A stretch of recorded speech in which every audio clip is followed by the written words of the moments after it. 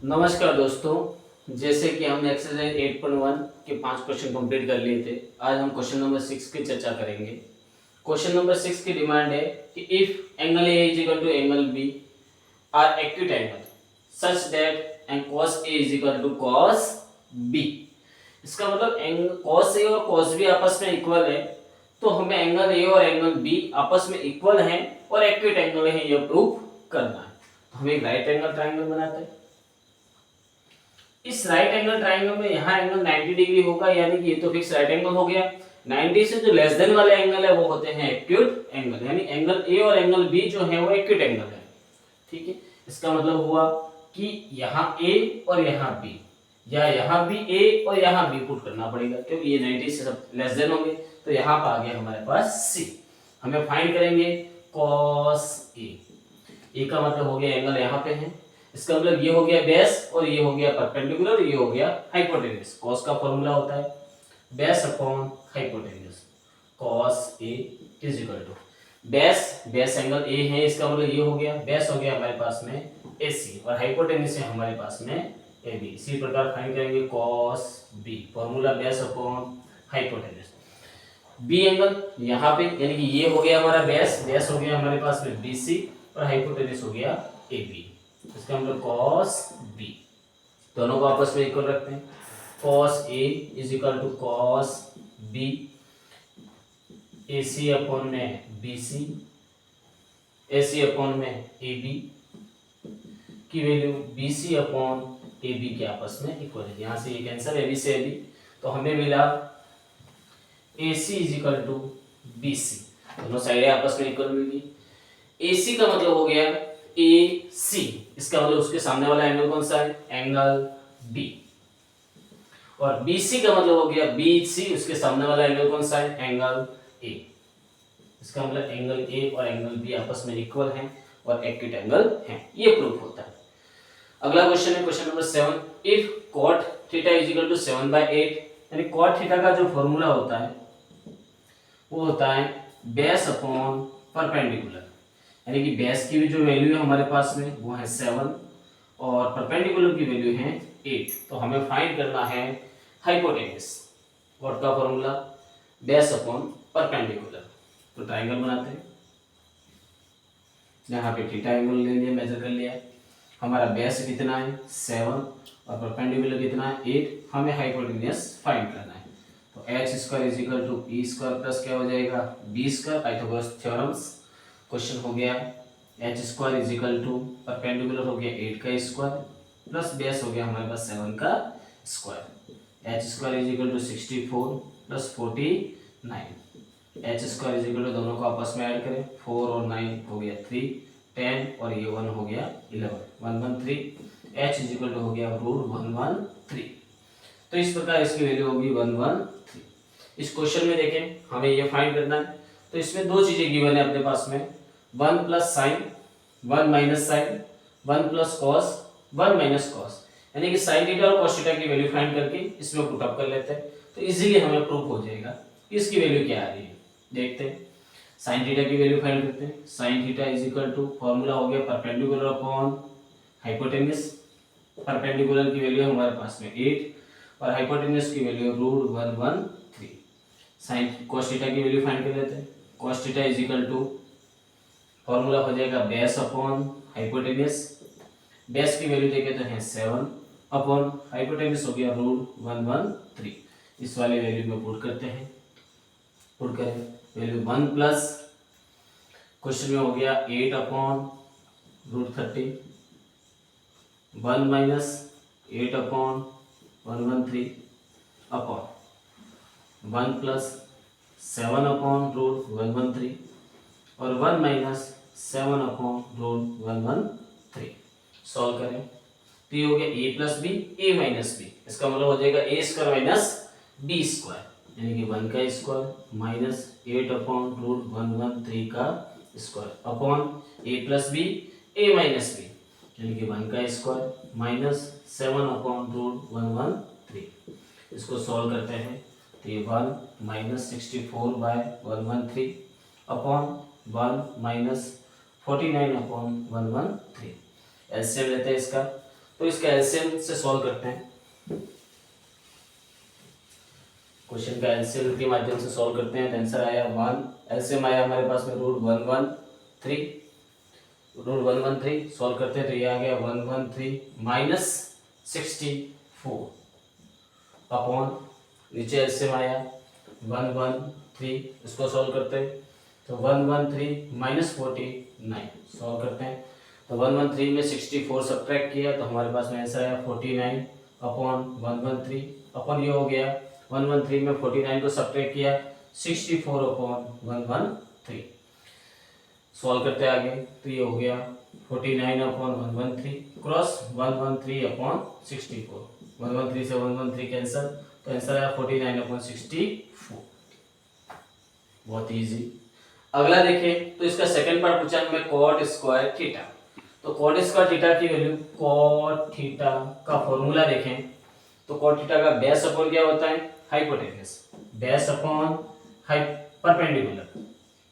तो हमारे पास में इसमें बेस कितना था 7 और हाइपोटेन्यूज परपेंडिकुलर कितना था 8 और क्वेश्चन में डिमांड है उसके स्क्वायर की।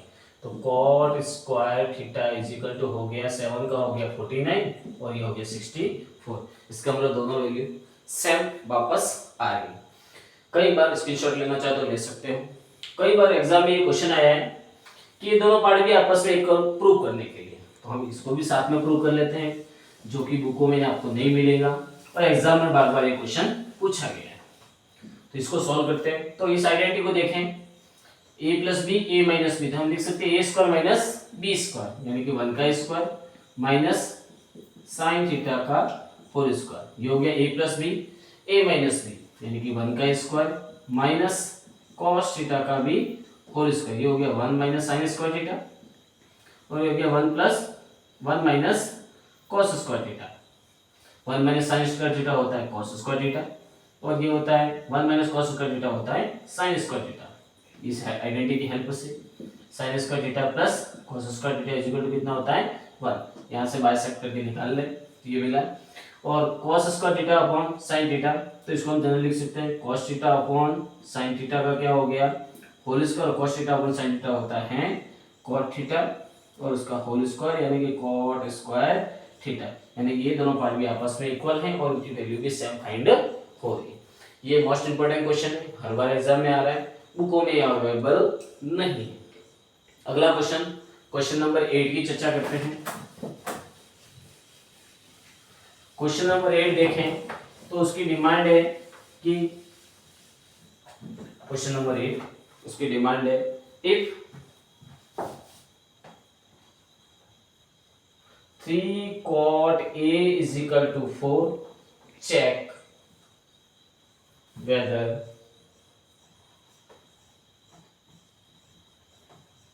1 minus tan square theta यानी कि angle A 1 plus tan square A is equal to cos square A minus sin square A।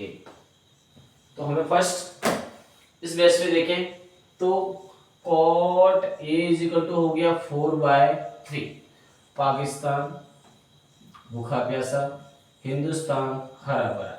यहाँ से cot थीटा का जो फॉर्मूला होता है वो बेस अपॉन क्या परपेंडिकुलर, यानी कि हमारा जो बेस है उसकी वैल्यू अपने को गिवन है 4 और परपेंडिकुलर की वैल्यू गिवन है 3। हमें जो ट्रायंगल बनाना है उसमें एंगल जो है वो बेस पे लेना पड़ेगा, तो कि हमें बेस फाइनली 4 ही मिले। तो ये मैंने राइट एंगल ट्रायंगल बनाया, इसमें ए यहाँ सब्ट्रैक्ट किया, बी यहाँ पे और सी यहाँ पे, यानी कि यहाँ ए पे एंगल होना चाहिए, एक्यूट एंगल जो है, यानी कि बेस हो गया हमारे पास में 4, परपेंडिकुलर हो गया 3, यानी कि हमें अब फाइंड करना है क्या हाइपोटेन्यूज। तो hypotenuse square is equal to formula होता है perpendicular square plus base square, h square is equal to perpendicular यानी कि 3 का स्क्वायर प्लस 4 का square, 9 plus 60 is equal to 25, तो h square root 25, h is equal to मिल गया अपने पास 5, तो इसकी वैल्यू अपने पास आ गई 5। अब इस क्वेश्चन में हमें एक तो tan चाहिए, एक cos चाहिए और एक sin चाहिए। फर्स्ट हम tan की वैल्यू फाइंड कर लेते हैं। tan A, tan का फॉर्मूला है परपेंडिकुलर अपॉन बेस। हमारे पास में जो परपेंडिकुलर है वो अवेलेबल है 3 और जो बेस अवेलेबल है वो है 4। सीधी सी बात है, कॉर्ड का रिवर्स मिला, 4/3 का 3/4। फिर हमें वैल्यू चाहिए किसकी, कॉस की, ये तो होगी tan a की वैल्यू। फिर हमें वैल्यू चाहिए किसकी, कॉस a। कॉस का फॉर्मूला है बेस अपॉन क्या, हाइपोटेन्यूज। हमारे पास में बेस है कितना 4 और हाइपोटेन्यूज कितना मिला 5, और एक वैल्यू चाहिए हमें किसकी, साइन की। साइन a, साइन का फॉर्मूला होता है परपेंडिकुलर अपॉन हाइपोटेन्यूज। हमारे पास में परपेंडिकुलर जो है वो कितना है 3 और हाइपोटेन्यूज कितना है 5। ये तीनों वैल्यू है, यहाँ पुट करके लेफ्ट हैंड पार्ट और राइट हैंड पार्ट आपस में इक्वल आने चाहिए। तो सॉल्व करते हैं। 1 माइनस 10 की वैल्यू 3/4 का होल स्क्वायर, 1 प्लस 3/4 का whole square is equal to cos की वैल्यू होगी 4/5 का होल स्क्वायर माइनस इसकी वैल्यू होगी 3/5 का होल स्क्वायर। सॉल्व करते हैं। 1 माइनस 9 बाई कितना 16, 1 प्लस 9/16, इधर आ गया 16/25 माइनस 9/25। सॉल्व करते हैं, एलसीएम मिला 60, 60 माइनस 9, यहाँ एलसीएम मिला 60, ये हो गया 60 प्लस 9, इसका एलसीएम लेते हैं, यहाँ हो गया 16 माइनस 9। सॉल्व करते हैं, 16 में से 9 गए तो हमारे पास में मिले कितने 16 माइनस 9, 16 में से माइनस गए 16 माइनस 9 तो मिला कितना 7/60, और यहाँ पे मिला हमें 25/60, और यहाँ पे मिलके 16 माइनस 7 यानी कि हमारे पास में अवेलेबल हो गया 7/25। इसको सोल्व करते हैं, ये हो गया 7/16 क्रॉस 16/25, तो ये आंसर मिला 7/25। ये भी 7/25, ये भी 7/25। इसका मतलब हो गया लेफ्ट हैंड पार्ट और राइट हैंड पार्ट आपस में इक्वल है। ये है हमारा क्वेश्चन नंबर कौन सा 8। स्क्रीनशॉट लेना चाहते हो तो ले सकते हैं। अगला क्वेश्चन, क्वेश्चन नंबर 9, बहुत ही सिंपल क्वेश्चन है।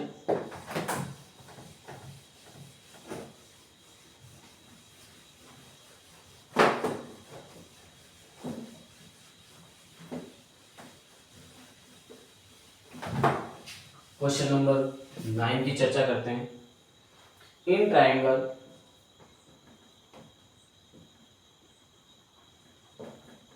ABC right angle at B, if tan A is equal to 1/√3, find the value of। First हमें वैल्यू फाइंड करनी है sine A cos C plus cos A sin C, और second value find करनी है cos A cos C minus sin A और sin C। तो देखते हैं कि फर्स्ट हमें जो गिवन है in triangle ABC right angle at B, तो फर्स्ट हमें बनाना पड़ेगा जो एंगल राइट एंगल है वो यहाँ पे है, यहाँ पे B है, यहाँ पे A ले लेते हैं, यहाँ पे C ले लेते हैं। तो ABC ट्राइंगल कंप्लीट हुआ जिसमें B राइट एंगल पे पड़ा और हमें A बेस पे आ रहा है। तो देखते हैं कि हमें वैल्यू दे रही है tan की, तो tan थीटा का फॉर्मूला देखिए पहले, tan A के हिसाब से देखें तो tan का फॉर्मूला पाकिस्तान, भूखा प्यासा, हिंदुस्तान, हरा भरा, यानी कि परपेंडिकुलर अपॉन बेस। अब परपेंडिकुलर देखें तो इसमें परपेंडिकुलर मिल गया अपने पास 1, और बेस देखें तो बेस मिल गया √3। तो हमें फाइंड करना है फर्स्ट क्या, हाइपोटेन्यूज। तो हाइपोटेन्यूज का फॉर्मूला जनरली सबको याद है, h² = p² प्लस b²। तो h² = p की वैल्यू हमारे पास में होगी 1 का स्क्वायर प्लस ये हो गया √3 का स्क्वायर। तो h² = 1 प्लस 3, h² मिल गया 4, h हो गया √4 और h की वैल्यू मिल गई 2। ये वैल्यू भी हमें फाइंड होगी। एक तो हमें चाहिए sin A की वैल्यू, तो फर्स्ट sin A, तो फॉर्मूला हो गया परपेंडिकुलर अपॉन क्या, हाइपोटेन्यूज। तो sin A की वैल्यू देखिए, एंगल यहाँ पे है यानी कि ये बेस का रोल करेगा, ये परपेंडिकुलर हो जाएगा और ये हमारा हो जाएगा हाइपोटेन्यूज। देखते हैं sin A परपेंडिकुलर, परपेंडिकुलर है हमारे पास में 1 और हाइपोटेन्यूज मिला 2। First value clear.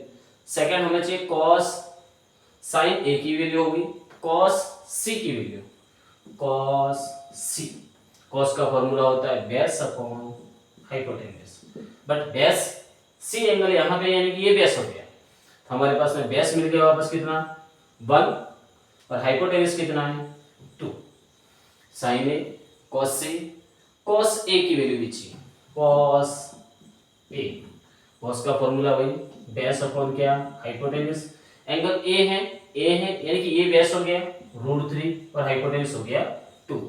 अब हमें नीचे साइन सी, साइन सी, साइन का फॉर्मूला होता है परपेंडिकुलर अपॉन हाइपोटेन्यूज, एंगल हो गया यहाँ पे सी यानी कि ये बेस हो गया, ये परपेंडिकुलर हो गया, परपेंडिकुलर हो गया √3 और हाइपोटेन्यूज हो गया 2।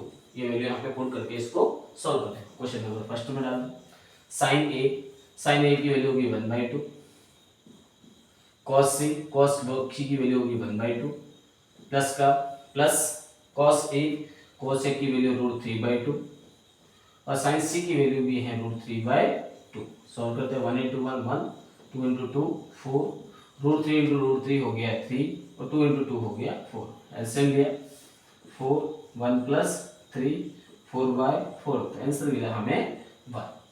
इसी प्रकार इसमें देखते हैं, इस वाली वैल्यू में पुट करते हैं cos ए की वैल्यू √3/2, फिर cos सी की वैल्यू 1/2 माइनस sin ए की वैल्यू है 1/2 और sin सी की वैल्यू √3/2। सॉल्व करते हैं √3/4 माइनस √3/4, √3/4 में √3/4 सब्ट्रैक्ट होगा, सीधा आंसर आ गया 0। ये हो गया क्वेश्चन नंबर कौन सा 9। ये क्वेश्चन और है, इसका लास्ट क्वेश्चन है और मोस्ट इंपोर्टेंट है, स्क्रीनशॉट चल लेना चाहते हो तो ले सकते हो। क्वेश्चन नंबर 10 की चर्चा करते हैं, बहुत ही इजी क्वेश्चन है। क्वेश्चन नंबर 10 और मोस्ट इंपोर्टेंट भी है।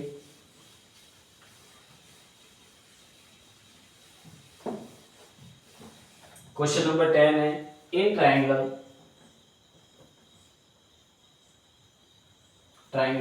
PQR right angle at Q, PR plus QR is equal to 25 centimeter and PQ is equal to 5 centimeter।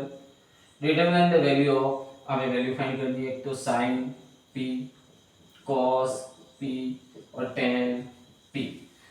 तो देखिए कि हमें इस क्वेश्चन में गिवन है कि ट्रायंगल PQR में जो राइट एंगल है वो है हमारा कौन सा Q।